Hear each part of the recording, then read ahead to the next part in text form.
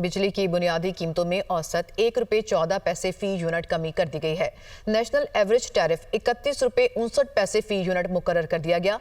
नेपरा ने वफाकी हुकूमत की दरख्वास्त पर फैसला जारी कर दिया है। मज़ीद तफसीलात के लिए ये रिपोर्ट देखिए।